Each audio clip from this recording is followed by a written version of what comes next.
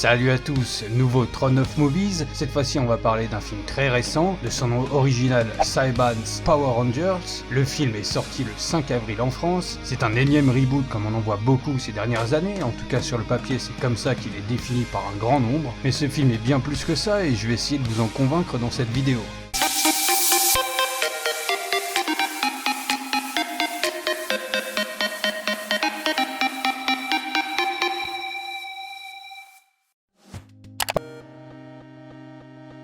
Dacre Montgomery, il joue Jason Lee Scott, le Ranger rouge, qu'on verra dans la saison 2 de Stranger Things où il jouera un nouveau personnage, Billy. Forcément, il a le rôle du leader du groupe, mais ce qui est intéressant, c'est que ce côté leader est bien plus développé dans le sens où il a une vraie évolution. Il devient leader malgré lui un peu. C'est pas comme les vieilles séries où la grande majorité des Rangers rouges étaient des leaders de base, et ça c'est plutôt cool. Naomi Scott, elle joue Kimberly Kim Hart, le Ranger rose. Elle a joué dans Terra Nova et plus récemment dans le film Seul sur Mars. Son personnage est plutôt sympa, il fait certainement écho à l'archétype de la jeune fille du lycée aux USA, mais c'est pas ce que j'ai retenu du personnage. R.J. Sealer, il joue Williams Billy Cranston, le Ranger bleu. Si vous vous êtes abonné à Netflix, vous l'avez peut-être vu dans le film War Machine avec Brad Pitt. J'ai toujours beaucoup apprécié les Rangers bleus dans les séries télé, ils ont toujours une particularité qui font qu'ils ont quelque chose en plus, et du coup le film n'échappe pas à la règle. Même si les 5 sont super, c'est vraiment le Ranger bleu mon préféré. Becky G, elle joue Trini Kwan, le Ranger jaune. Elle est surtout connue comme étant une chanteuse,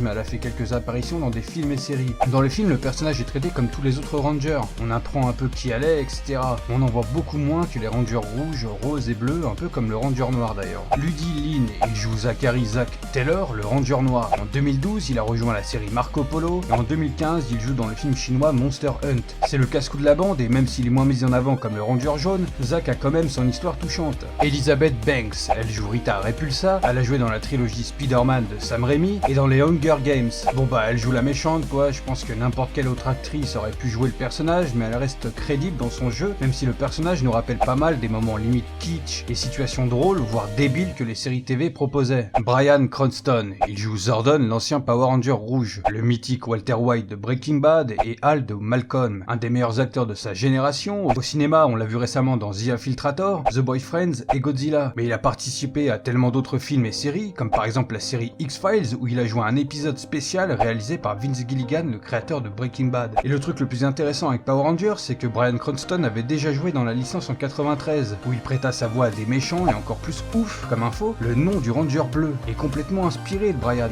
Billy Cranston, Bryan Cranston, Power Ranger bleu, plus tard il crée de la Bloomette, tout est lié. Son personnage dans le film est bien traité, il y a ce côté grand gourou qui conseille ses nouveaux Rangers, mais c'est assez nuancé parce qu'il n'est pas tout de suite considéré comme un allié. Les Rangers s'en méfient d'abord avant de vraiment avoir confiance en lui, et ça c'était plutôt bien développé.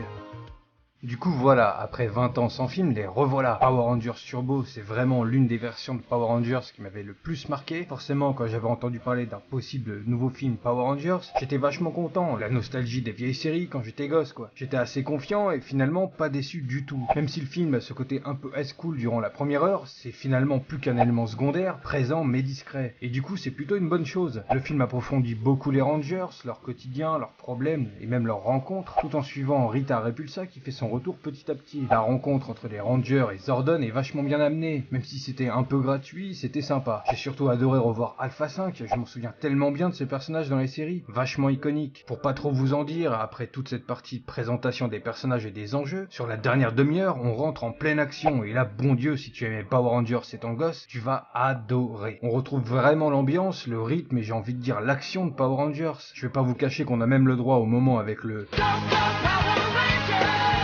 suivi d'un plan tellement iconique que personnellement, je vous le dis, j'ai chialé de bonheur. Enfin voilà, je vais pas en dire plus, si vous êtes nostalgique de la série des années 90, je vous conseille vraiment de regarder le film. Comme je l'ai dit en début de vidéo, certes c'est un énième reboot de licence, mais le truc c'est que Power Rangers, ça s'est toujours renouvelé avec des nouveaux personnages principaux. Il y a toujours eu du renouveau dans le scénario, dans l'intrigue, des nouveaux thèmes. Power Rangers Zeo, Alien Power Rangers dans l'espace, Power Rangers Force Animal, Power Rangers Dino Tonnerre, Power Rangers Samurai, et j'en passe, il y en a tellement. Donc être dans la position de dire c'est nul, c'est encore un reboot, bah non, nul, faux, ça a toujours été le cas. D'ailleurs, on a le droit à un caméo vachement cool durant une des scènes finales. Si vous comptez regarder prochainement le film, je vous conseille de rester jusqu'à la fin du générique de fin. Pour ceux qui se souviennent de la série TV et des vieux films, vous allez forcément être ravis. Moi en tout cas, j'ai adoré. Et du coup, je pense que je peux dire sans me tromper qu'il y aura forcément une suite à ce film. Alors oui, le film a fait des résultats plutôt moyens au box-office, mais la licence compte sur la sortie en Asie et sur la vente des jouets et DVD Blu-ray à venir pour espérer financer les suites. À la base, 6 films étaient en préparation, mais finalement on partirait plus sur une trilogie.